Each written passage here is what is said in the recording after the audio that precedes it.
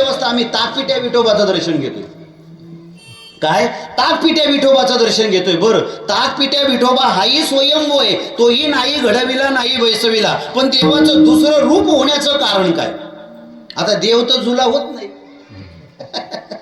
बरोबर, कारण देवाचं डुप्लिकेट रूप येण्याचं कारण काय? तर त्या वाड्यामध्ये राहणारे असणारे त्या ठिकाणी स्त्री, तिचं नाव माझ्या लक्षात नाही, पण ती कर्माबाई नावानं प्रचलित होती. महाराज घरातला झाडू मारायची आणि कचरा फेकताना कृष्णार्पण म्हणायची, तो कचरा देवाच्या अंगावर जाऊन पडायचा. महाराज याला कर्म ब्रह्मार्पण म्हणतात. जर आमच्या जीवनातून घरातला झाडलेला कचरा फेकताना आम्ही कृष्णार्पण म्हटलं, तो घरातला कचरा देवाजवळ जाऊ शकतोय. तर प्रत्येक कर्म करत असताना भगवंताचं चिंतन केलं तर कर्म ब्रह्मार्पण व्हायला आमच्या जीवनामध्ये वेळ लागणार.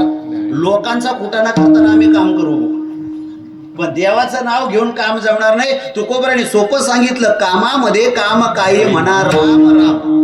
याचा परिणाम काय आहे महाराज? जाईल भव श्रम